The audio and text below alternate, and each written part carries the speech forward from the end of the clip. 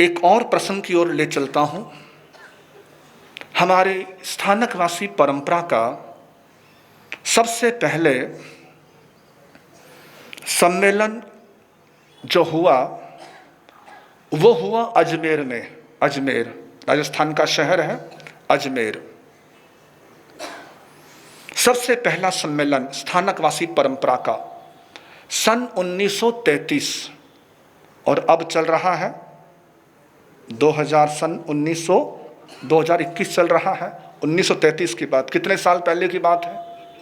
हाँ जी, 1933। और उस 90 साल करीब सम्मेलन चल रहा था। हर जगह से संत भगवंत पधारे। क्या गुजरात, क्या महाराष्ट्र, क्या राजस्थान, क्या पंजाब, जहां जहां हमारे संत मुनि भगवंत थे, सबके मन में एक ही भाव था, एक ही सबका ध्येय था कि हम बहुत बंट गए, बहुत बिखर गए, अब नहीं बिखरना, अब नहीं बटना, अब हम सबने एक होना है, संगठित होना है। हम पट्टे पर बैठकर आपको कहते हैं एक रहो, श्रावकों को कहते हैं एक रहो, और पट्टे वाले ही अनेक हैं। तो ये कहाँ का न्याय है? तो उन संतों के मन में ये दर्द उठा, पीड़ा उठी कि नहीं, हम जब श्रावकों को कह सकते हैं एक रहो, संगठित रहो, मिलजुल के रहो, तो हम क्यों नहीं एक रह सकते? हम क्यों नहीं संगठित रह सकते हैं? चलो होते हैं एक, बात तो शुरू करते हैं। परिणाम जो मिले, परिणाम जैसा हो देखा जाएगा, लेकिन पहले प्रयास तो करें, कोशिश तो करें, चर्चा तो करें। वो युग ऐसा युग था जिस समय कट्टरवाद बहुत शिखर पर था। हर संत का, हर समुदाय का, हर संप्रदाय का अपना एक क्षेत्र था। आज तो स्थानक है, हर संप्रदाय के अलग अलग स्थानक है, ये उनका स्थानक, ये उनका स्थानक, ये उनका स्थानक। लेकिन उस युग में क्षेत्र होते थे।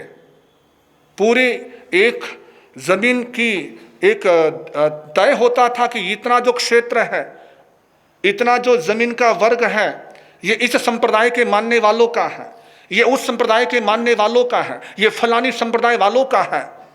और इतनी कट्टरता थी कि इस क्षेत्र वाला संत उस क्षेत्र में नहीं जा सकता, और उस क्षेत्र वाला संत इसमें नहीं आ सकता।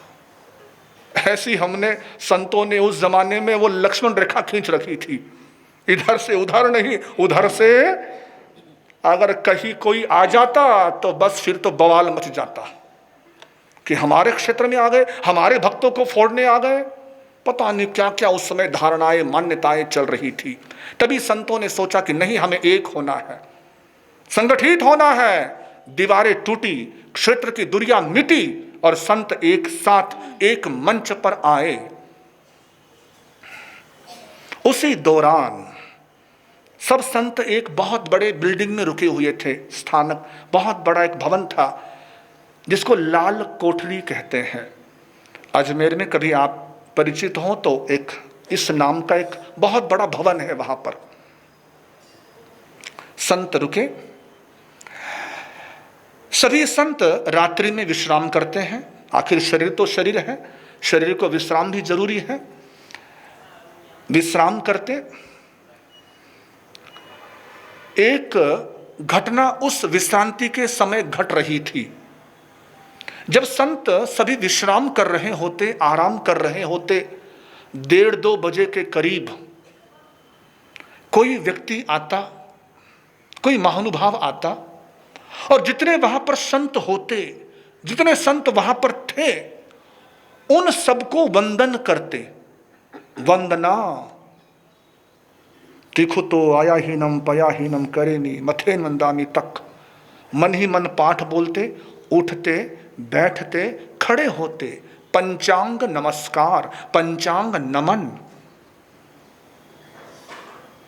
सभी संत निद्राधीन होते, किसी को कुछ पता नहीं चलता, सब बेखबर थे कि ऐसा भी कुछ हो रहा है, कोई आता है, वंदना करता है और चला जाता है। पंजाब के एक संत आए थे वहां पर, जिनका नाम था काशी राम जी महाराज। शायद आपने नाम सुना हो उनका। एक उक्ति बड़ी प्रसिद्ध है, हर जगह लिखी जाती है, बोली जाती है, कम खाना, गम खाना और, सुना है आपने ये तीन बातें? इन तीनों बातों को जिन्होंने बताया उनका नाम है काशी राम जी महाराज। ये उन्हीं का दिया हुआ स्लोगन है, उन्हीं के द्वारा दिया हुआ ये सूत्र है, ये नारा है। जैसे भारत को नारा दिया जय जवान जय किसान लाल बहादुर शास्त्री ने, वैसे ये कम खाना गम खाना का नारा दिया काशी राम जी महाराज ने। अपने युग के प्रभावी आचार्य थे, उस समय वो युवाचार्य थे। सम्मेलन के दौरान अजमेर में उनका माला का समय था, माला कर रहे होते, उन्हें कुछ एहसास होता कि कोई आया है और आकर गया है। कौन है? थोड़ी सी अपनी आंखें खोली तो देखा कि हाँ कोई आया है, आया हुआ है।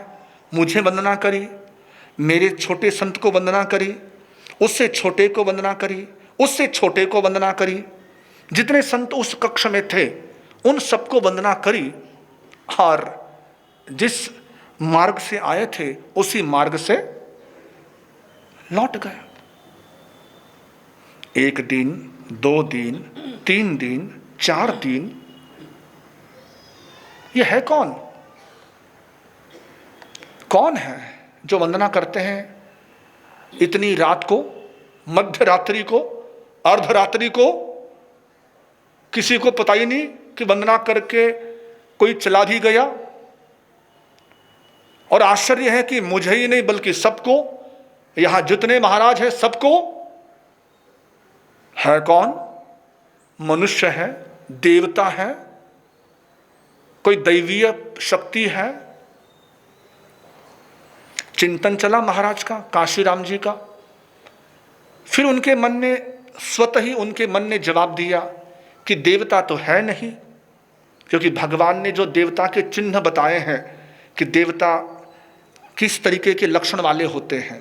वो धरती पर आते हैं तो उनके पैर धरती पर नहीं होते, उनकी कुछ चीजें हैं, बातें हैं जो शास्त्रों में भगवान के द्वारा आई हैं।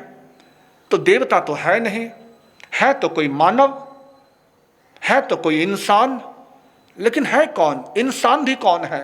कोई श्रावक है, साधु है कौन? उनके भीतर ये प्रश्न चिन्ह खड़ा था।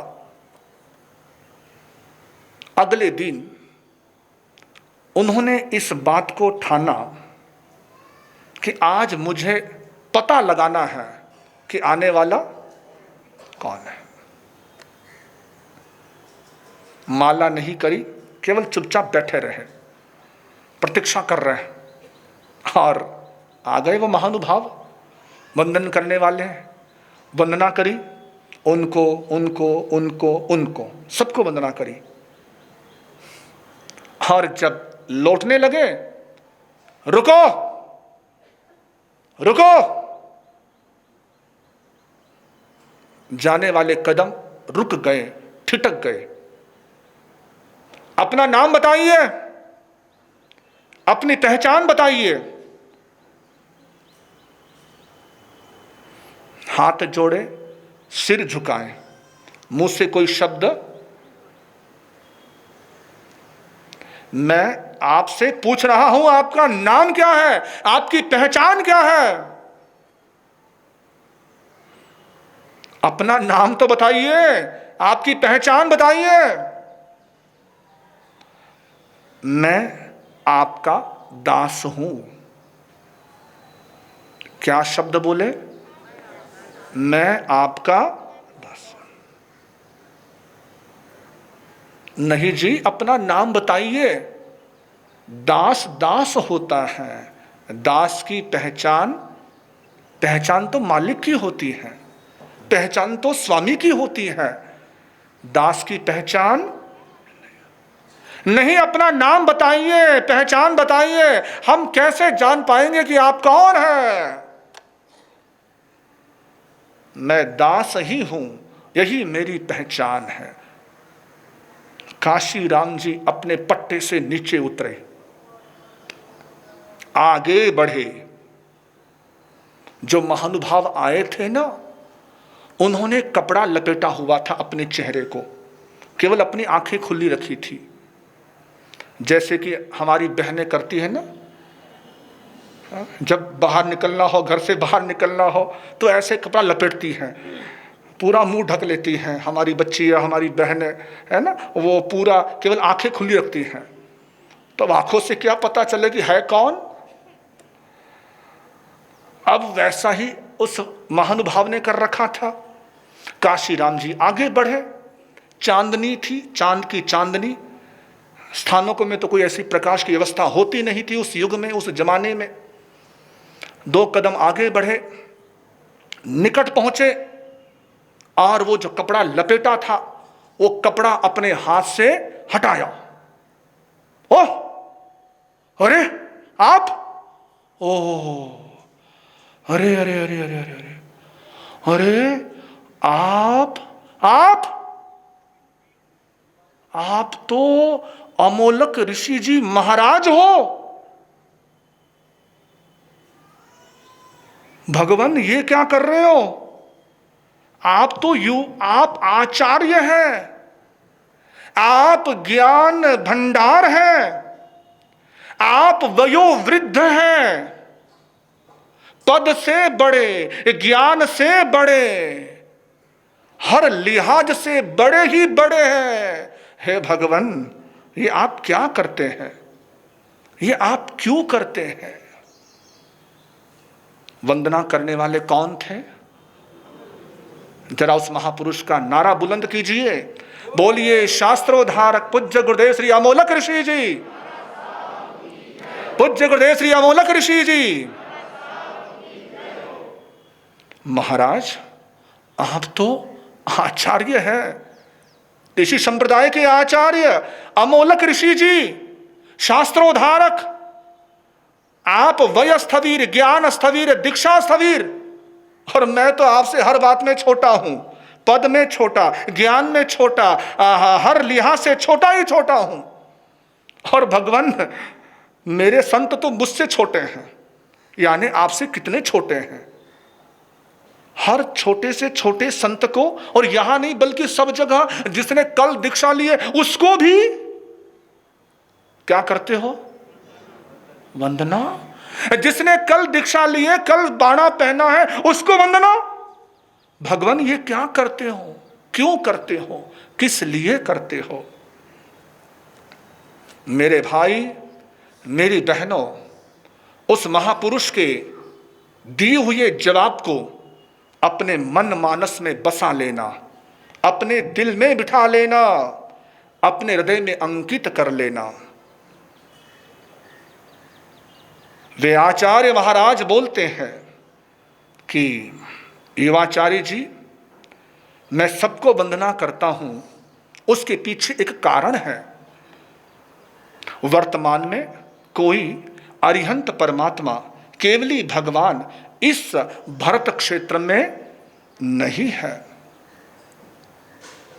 यदि अरिहंत परमात्मा, केवली भगवान इस धरती पर होते, इस पृथ्वी पर होते, तो उनसे पता चल जाता, उनसे ये ज्ञात हो जाता, उनसे ये मालूम पड़ जाता कि इन सारे संतों में कौन केवल ज्ञानी बनने वाला है, कौन तीर्थंकर बनने वाला है, कौन मोक्ष जाने वाला है, कौन चरम शरीरी है, कौन शीघ्र मोक्षगामी है। ऐसे बताने वाले कोई भगवान नहीं है। पता नहीं किसकी आत्मा में कौन सी संभावना छिपी है, किस आत्मा ने क्या होना है, क्या बनना है। कौन सी आत्मा तीर्थंकर की आत्मा है, कौन सी आत्मा सिद्ध की आत्मा है, कौन सी आत्मा शीघ्र मोक्षगामी की आत्मा है। इसलिए मैं तो हर आत्मा में भव्यता को देखते हुए एक ही भाव रखता हूं और एक ही चाव रखता हूं। नमो लोए,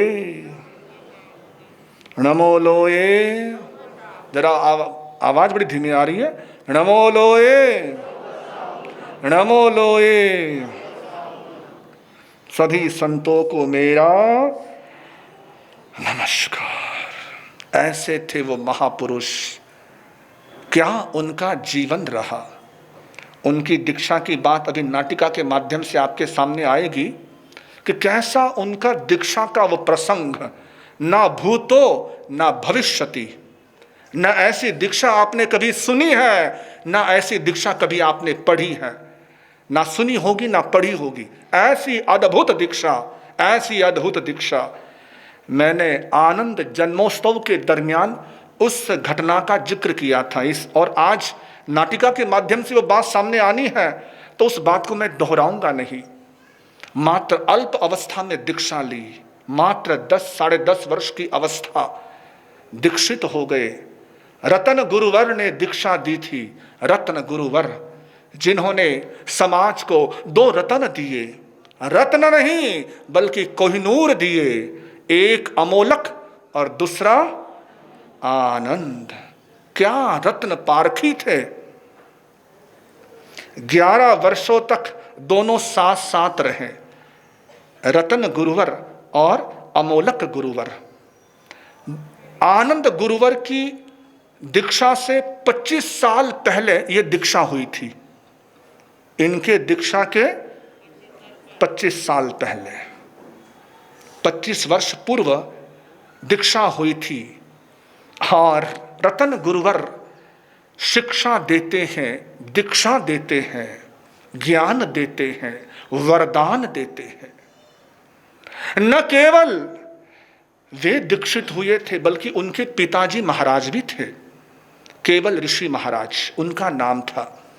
और उस युग में स्थानकवासी में लिखने की परंपरा तो थी, लेकिन लिखकर छपने की कोई व्यवस्था, प्रकाशित नहीं करना। ना बाबा ना, इसो पाप नहीं करनो, घणो पाप लागे, घणो दोष लागे। ऐसी बात ठीक भी थी, लेकिन कुछ बातें हैं, द्रव्य, क्षेत्र, काल और भाव। महावीर ने तभी ये 4 सूत्र दिए। अगर एक ही चीज हमेशा चलनी होती तो महावीर ये 4 शब्द नहीं देते। प्रभु ने ये 4 शब्द दिए हैं तो उसके पीछे कुछ कारण है, कुछ रहस्य है, कुछ छिपा है उस इन 4 चीजों में। समयज्ञ, कालज्ञ और विज्ञ और सुज्ञ जो होते हैं वो द्रव्य, क्षेत्र, काल, भाव के अनुसार कार्य करते हैं। वो लीक से हटकर काम करते हैं। वो लकीर के फकीर नहीं होते। और अमोलक ऋषि, अमोलक जो मात्र आपको जानकर हैरानी होगी, उनके जीवन का एक अद्भुत पहलू, अद्भुत पन्ना। जब उनको दीक्षा लिए मात्र 3 साल हुए थे। कितने साल? यानी उम्र कितनी हो गई जी? 13 साल के बच्चे आपके घर में देख लो कैसे होते हैं। 13 साल के बच्चे नटखट, लेकिन 13 साल की अवस्था में उनके पास एक 20 साल का युवक आया। गुरुदेव मुझे अपना चेला बना लो, मुझे अपना। कितने साल का? और गुरु कितने साल का? जरा सोचिए, कल्पना करिए, क्या व्यक्तित्व रहा होगा, क्या उस व्यक्तित्व की अद्भुतता रही होगी कि छोटे बच्चे से, बाल मुनि से, जिसको दीक्षा लिए अभी 3 साल भी नहीं हुए, जिनकी उम्र भी अभी परिपक्व नहीं है, परिपक्व नहीं है। हम उम्र का भारतीय गणना के अनुसार करते हैं, 18 वर्ष का चाहिए, 21 वर्ष का चाहिए, लेकिन उस गणना के हिसाब से वो परिपक्व नहीं। लेकिन तब अनुमान करिए कि कितनी परिपक्वता, कितनी योग्यता और कितनी क्षमता आई होगी उस छोटे से बच्चे में कि 20 साल का युवक। मैं बहुत संतों के पास जाकर आया, बड़े बड़े संतों के पास जाके आया, लेकिन मुझे दीक्षा लेने का मन कहीं नहीं किया। मुझे दीक्षा लेनी है तो संतों ने कहा, गुरुवर ने कहा कि आपका चेला बनना चाहता है, बना लो चेला। जब चेला बनने आया है तो बना लो चेला। और मात्र 3 साल की अवस्था की दीक्षा की, 13 वर्ष की उम्र में उनको पहला शिष्य बना, जिसका नाम हुआ पन्ना ऋषि। पन्ना ऋषि। और उससे भी बड़ा एक अद्भुत पन्ना उनके जीवन का, अद्भुत, स्वर्णिम, सुनहरा। कोई भी बाप नहीं चाहता मेरा बेटा कहीं और चला जाए, कोई गुरु नहीं चाहता कि मेरा चेला कहीं और चला जाए। जैसे आपको अपने बेटे की चिंता होती है ना, कोई भरमा ना ले, बहका ना ले, वैसे हमें चिंता होती है हमारे चेलों की। एक ही हाल है आपका हमारा, एक सा ही हाल है। हमें चिंता होती है हमारे चेले को कोई भड़का ना ले, बहमा ना ले। और अमोलक ऋषि अपने चेले पन्ना ऋषि दोनों के साथ विहार कर रहे हैं और प्रतापगढ़ पहुंचे, मध्य प्रदेश में है, वहां पहुंचे। वहां से रतलाम आए। रतलाम में एक संत थे रूपचंद जी महाराज, और उनके गुरु का नाम था कृपा राम जी महाराज। यह है दिवाकर संप्रदाय, जो जैन दिवाकर चौथमल जी महाराज, उनकी संप्रदाय के ये संत थे। रूपचंद जी महाराज और कृपा राम जी महाराज गुरु चेले की जोड़ी है। और उस समय, जिस समय दोनों गुरु चेलों का उस गांव में आना हुआ, गुरु छोटा है और चेला, कैसी जोड़ी होगी, छोटा सा गुरु और चेला इतना बड़ा 20 साल का। और रतलाम में आए। संयोग कहिए या कर्म उदय कहिए कि जो कृपा राम महाराज थे उनका स्वर्गवास हो गया और रूपचंद जी महाराज अकेले रह गए, एकाकी, एकल विहारी। ऋषि अमोलक उनको सांत्वना देते हैं, ढाढ़स देते हैं, महाराज आप धैर्य रखिए, हिम्मत रखिए, हौसला रखिए। लेकिन उन्हें गुरु वियोग बहुत सता रहा था, वो बहुत रो रहे थे। आर्त ध्यान ही दिन रात चल रहा था, रोना ही रोना, आंसू रुकने का नाम नहीं ले रहे थे, थमने का नाम नहीं ले रहे थे। और उस समय उस ऋषि अमोलक ने रूपचंद जी महाराज से कहा, महाराज आप हौसला रखिए, हिम्मत रखिए, आप ये गम ना करें कि आप अकेले रह गए हैं, ये अमोलक आपके साथ है, और लीजिए मैं आपको अपना चेला भेंट करता हूं, अपना चेला देता हूं। कितने साल की उम्र में? पहला चेला, इतना बढ़िया चेला, नौजवान चेला, उसको सौंप दिया रूपचंद जी महाराज को। ऐसी अद्भुत, खुद अकेले रहना स्वीकार किया, लेकिन अपने उस शिष्य को उनको दे दिया, उनको सौंप दिया। इसी बात से आप कल्पना करिए, अनुमान करिए कि कैसा व्यक्तित्व रहा। रतन गुरुवर को पता चला, अमोलक ऋषिवर मेरे साथ आओ, विचरण करते हैं। मालवा, गुजरात, महाराष्ट्र दोनों ने साथ साथ भ्रमण किया। एक साथ 11 साल इकट्ठे रहे, एकत्रित रहे। और इसी दरमियान उन्हें पढ़ने का बड़ा शौक था अमोलक ऋषिवर को। जहां पुस्तकें मिलती वहां पहुंच जाते, पुस्तकें लेकर आते, स्वाध्याय करते, पढ़ते, लिखते, समझते।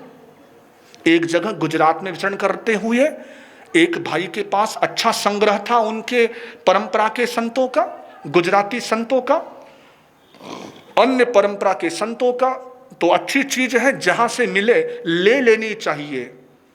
यदि विद्वान कहते हैं कि सोना, सोने की मोहर, सोने की अंगूठी यदि कीचड़ में भी गिरी हो तब भी क्या करते हो? उठाते हो ना।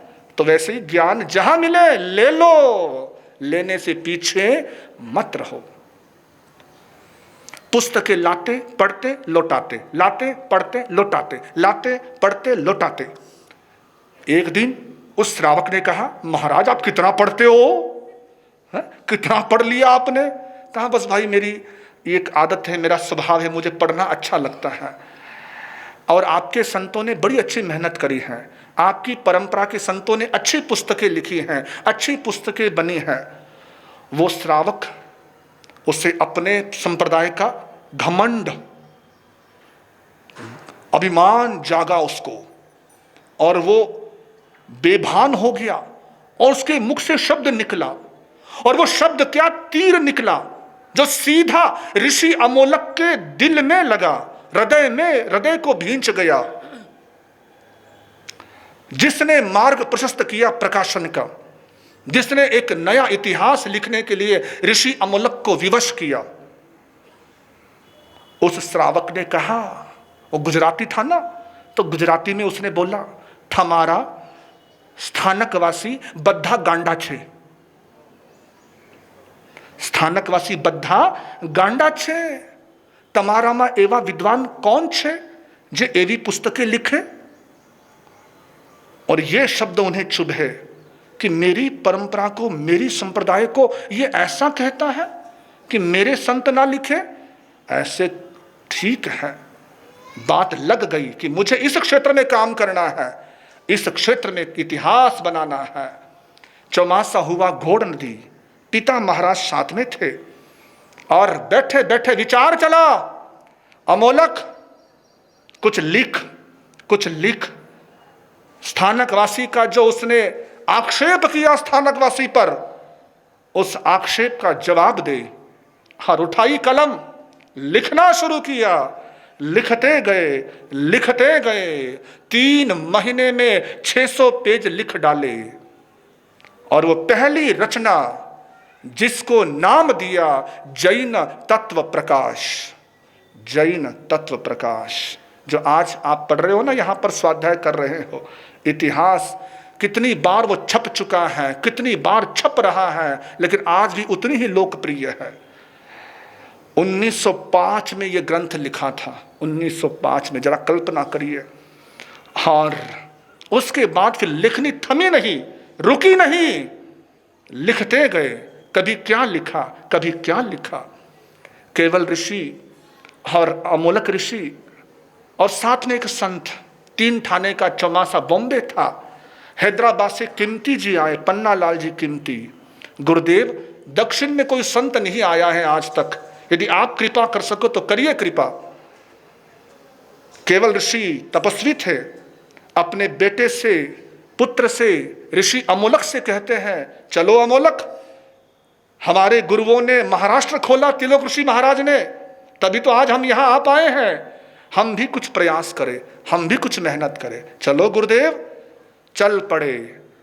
उस समय की कल्पना करिए, कैसे विहार, कितने उग्र विहार, कहीं रुकने की जगह नहीं, कहीं खाने की सुलभता नहीं, खाने की छोड़ो, पानी नहीं मिलता पीने को, कई दिन प्यासे भूखे पेड़ों के नीचे रात गुजारते, चलते रहे हैदराबाद की ओर, बढ़ते रहे।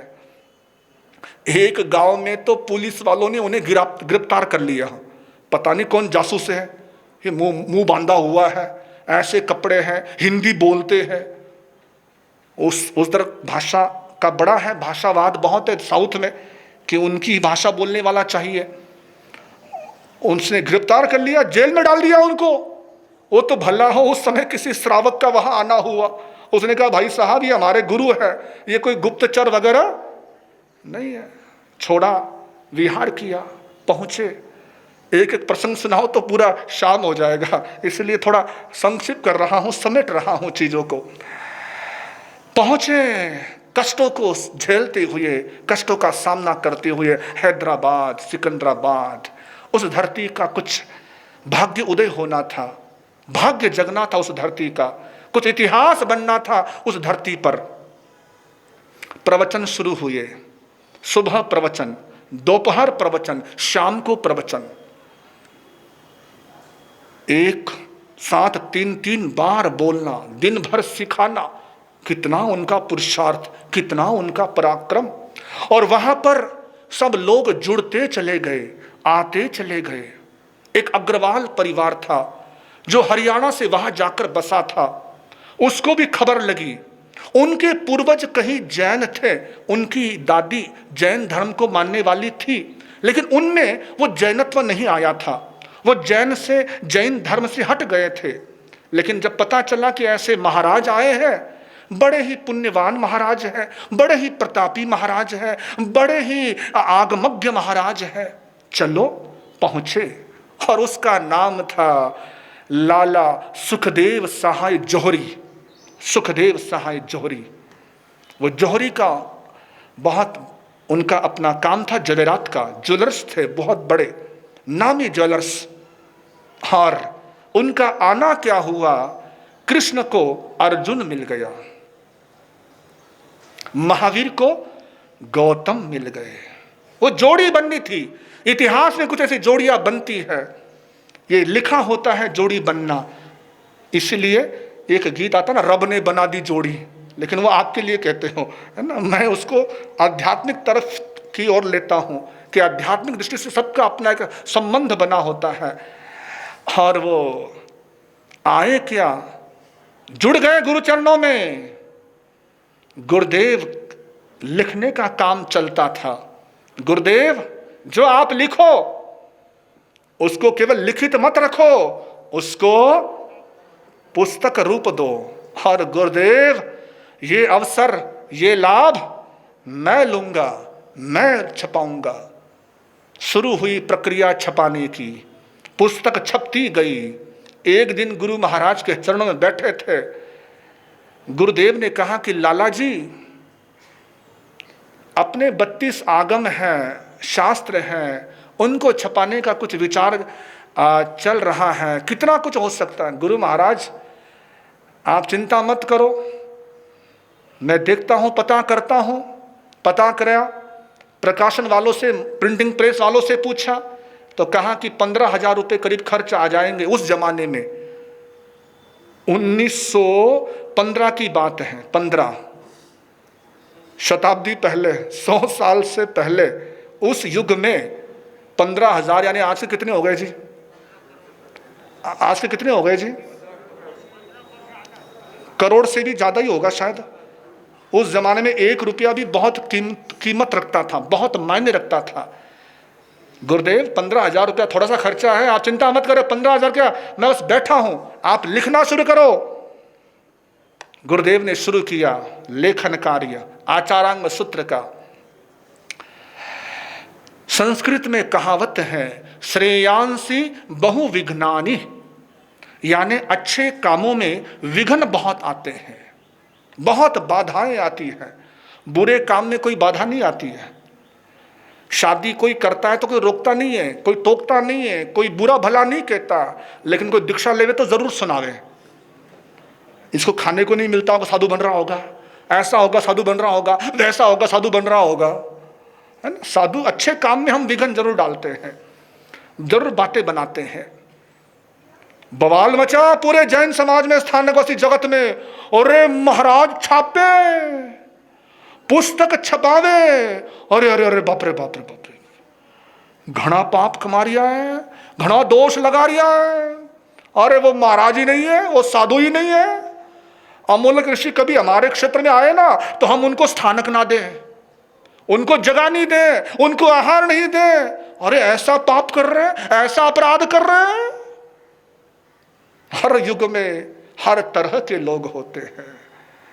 राम के युग में रावण था, कृष्ण के युग में कंस था, और महावीर के युग में गौशालक था। होती हैं और वो बेखबर लिखते गए, और देखिए कैसे कैसे विघन। उसी समय उनके पिता महाराज का स्वर्गवास हो गया, केवल ऋषि महाराज का। साथ में जो संत था उसका भी स्वर्गवास हो गया, अकेले बच गए, अकेले। थोड़े दिन बीते थे कि 4 बैरागी आए, एक साथ 4 बैरागी। गुरुदेव हमें साधु बनाइए, हमें अपने चरणों में लीजिए। गुरु महाराज कहते मुझे लिखने वाला काम पड़ता है, मैं तुम्हें पढ़ा नहीं पाऊंगा, सिखा नहीं पाऊंगा। गुरुदेव भले ना सिखाओ ना पढ़ाओ, हमें तो आपके चरणों में रहना है, बस हमें इतना ही पता है। लाला सुखदेव जौहरी ने दीक्षा महोत्सव किया। और आपको जानकर हैरानी होगी, उस युग में उन्होंने जो उछाल, दीक्षा में उछालते हैं ना, क्या कहते हैं उसको, वर्षीदान बोलते हैं, उछालते हैं ना, चारों ओर बैरागी उछालता है। तो लाला जी ने सोने की अंगूठिया, चांदी की अंगूठिया, माणिक, मोती, हीरे तक उछाले दीक्षा में। इतना उनको उल्लास था कि मेरे गुरु के चेले बन रहे, मेरे गुरु के पास दीक्षा हो रही है। इतना शानदार दीक्षा महोत्सव किया। और वो जो दीक्षित थे वो बड़े प्रतिभाशाली, उनमें 2 संत बड़े प्रतिभाशाली, देव ऋषि, मोहन ऋषि, बड़े कमाल के। उनको पढ़ाने के लिए काशी से विद्वान को बुलाया था, बहुत प्रतिभाशाली वो संत बने। और उसी दरमियान प्लेग महामारी, जैसे अब कोरोना आया ना, कहते हर 100 साल में महामारी आती है, तो आज से 100 साल पहले उस युग में भी महामारी आई थी जिसका नाम था प्लेग। सुना होगा शायद, बड़ों ने पढ़ा भी होगा आप लोगों ने। प्लेग चला, पूरा शहर वीरान हो गया, सुनसान हो गया। लोग गए राजस्थान, मारवाड़। संतों को आहार पानी कौन दे, सारे घर खाली। पास वाले गांव के लोग आए, महाराज हमारे पास आ जाओ। लाला जी ने कहा, गुरुदेव मेरी इस कोठी में आ जाओ। एक जगह हम नहीं लेते, एक जगह से नहीं ले सकते। गोचरी का परिशह, स्थान का परिशह। और लिखते लिखते उस समय एक और प्रसंग बना। देव ऋषि, जिसकी दीक्षा भी कुछ समय ही हुआ था, शाम को उदर रोग हुआ, पीड़ा हुई, छटपटाने लगे। देख लिया गुरुदेव ने कि इसकी आयुष्य की डोर टूटने वाली है, संथारा करा दिया। और शाम होते होते 7 बजे संथारा सिज गया। जिसको दीक्षा दी वो चल बसा।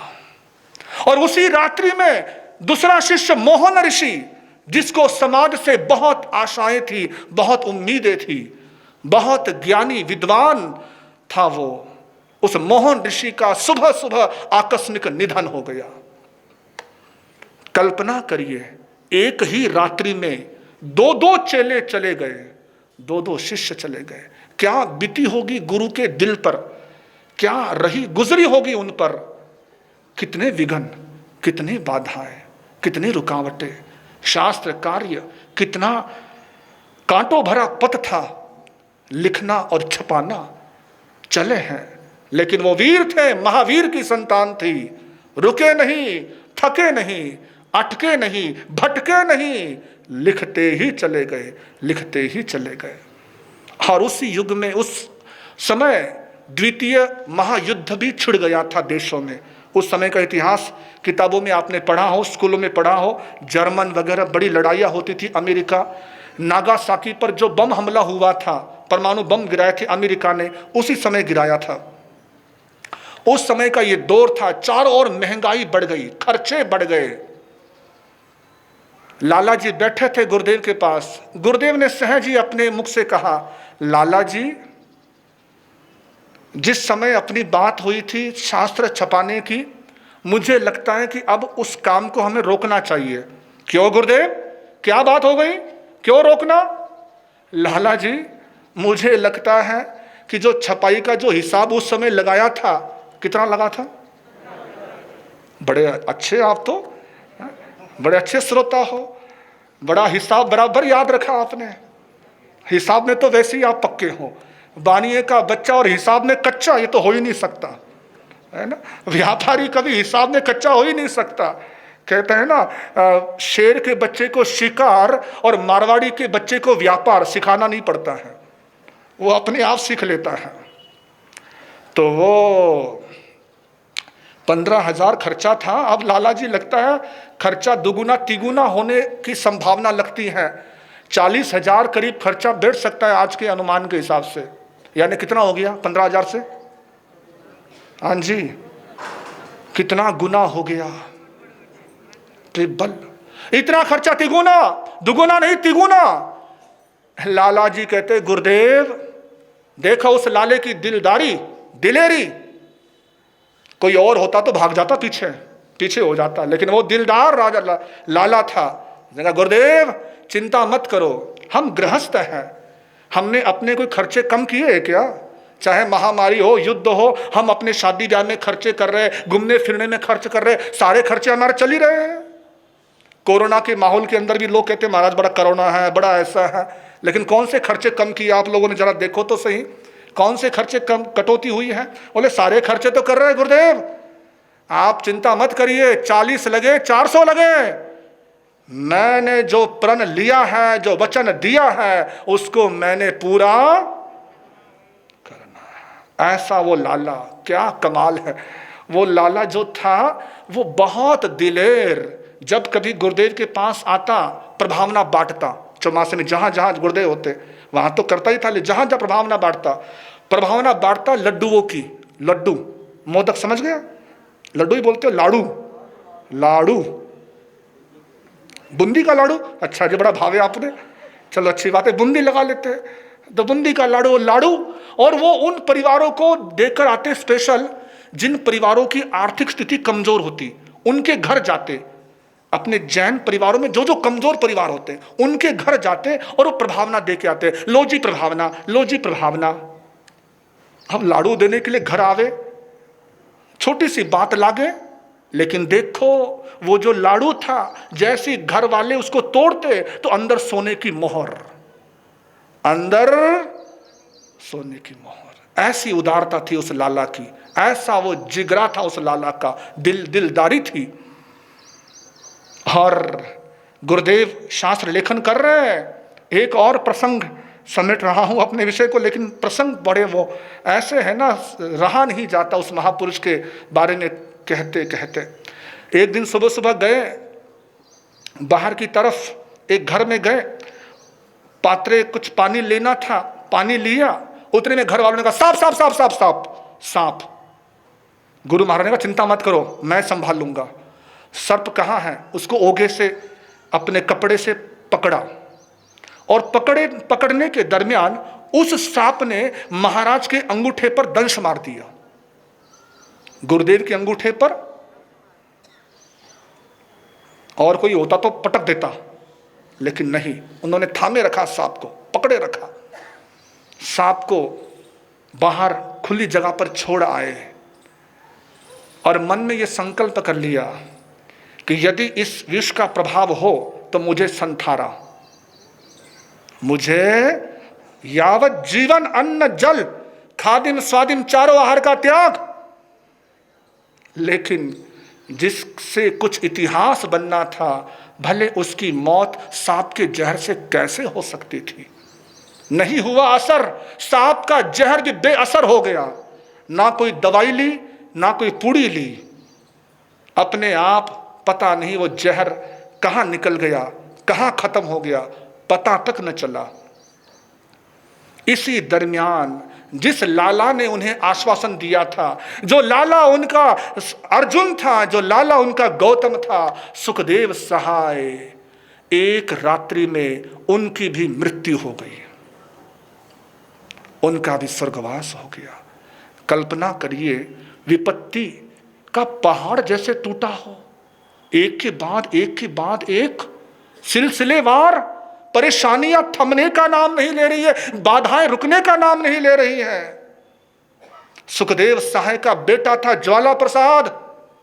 बाप ने मरने से पहले सुखदेव सहाय ने अपने बेटे से कहा था, बेटा जिस गुरु का पल्ला मैंने पकड़ा है, जिस गुरु के चरण मैंने पकड़े हैं, उस गुरु के चरणों को कभी छोड़ना मत, और मेरी वचन की लाज रखना, मेरे शब्दों की मान रखना, मेरे शब्दों की शान रखना।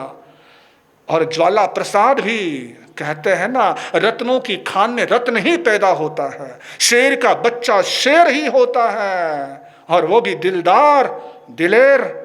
गुरुदेव पिता नहीं रहे तो क्या हुआ, आपका ये चेला तो है, सेवक तो है, प्रकाशन मैं करूंगा, सब काम मैं करूंगा। और अंततः 32 आगम लिखे गए, छपाए गए और हर शहर में भेजे गए। 32 शास्त्रों की एक पेटी बनाई और हर जगह भेजे गए। उस समय पुणे के अंदर भी आई होगी, पुणे का स्थानक पता नहीं उसमें कौन सा रहा होगा, कोई पुराना स्थानक गुरुदेव का चौमासा भी हुआ है पूना में। उस जमाने में करीब सन 1925 में गुरुदेव का चौमासा पूना में था। अब उस जमाने का तो कोई होगा नहीं अभी जिंदा कोई जीवित होगा नहीं 1925 का, जिसने चौमासा देखा हो। 1925 में गुरुदेव का चौमासा पूना में हुआ था और उस चौमासे में गुरुदेव ने यहाँ, जैसे आज आप कर रहे हो ना, ये फंड वगैरह बनाते हो सहायता के लिए, तो उस युग में गुरुदेव ने यहाँ फंड स्थापित किया था जिसका नाम था अमोलक सहायक फंड।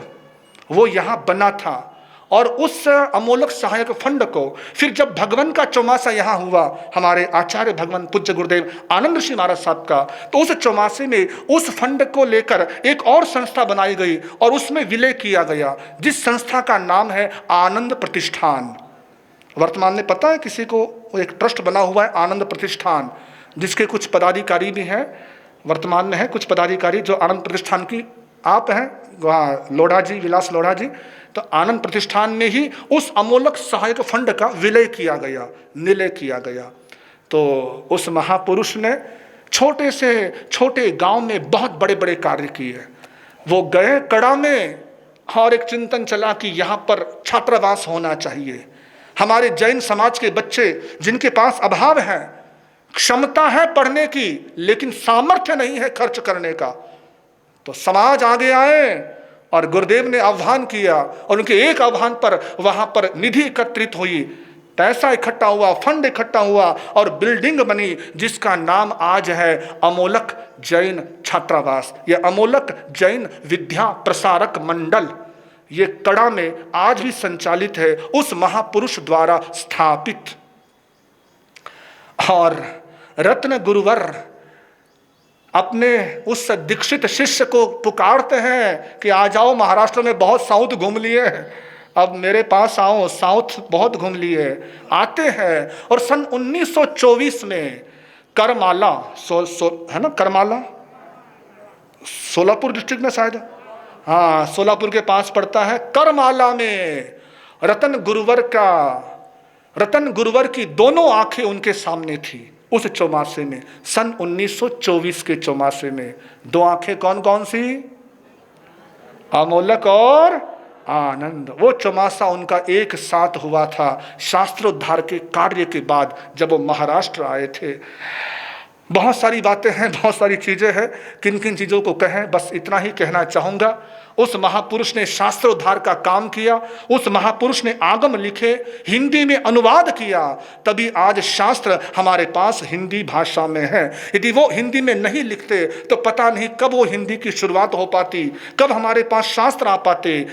उनसे पहले हमारे शास्त्र प्राकृत भाषा में ही थे और संस्कृत में व्याख्याएं थी, आज की तरह हिंदी में व्याख्याएं नहीं थी। उन्होंने क्रांति करी, शुरुआत करी और उनके बाद शास्त्र प्रकाशन उन्होंने जो शुरू किया हिंदी में लिखना, फिर हिंदी का एक युग चल पड़ा हमारे यहाँ। अब तो सब शास्त्र हिंदी में आ गए, उन्होंने सबसे पहले हिंदी अनुवाद किया था। इसलिए उस महापुरुष के साथ नाम लगता है शास्त्रोद्धारक।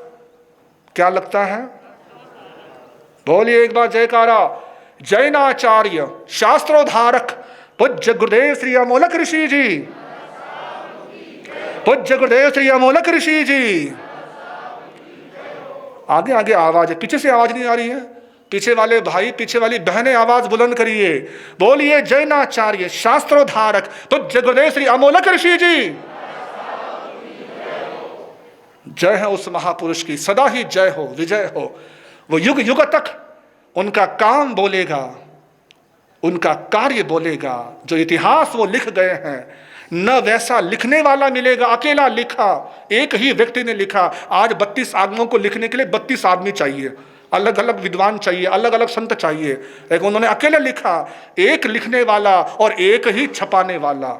न वैसा दाता न वैसा करता, ऐसा ज्ञाता करता और दाता न भूतो न भविष्यति। ऐसी पूर्ण, ऐसे उस महापुरुष को हम याद करते हैं। उस लाला सुखदेव सहाय और ज्वाला प्रसाद को भी याद करते हैं, जिन्होंने खुले दिल से, खुले मन से जीवन पर्यंत देते रहे, लुटाते रहे, बांटते रहे।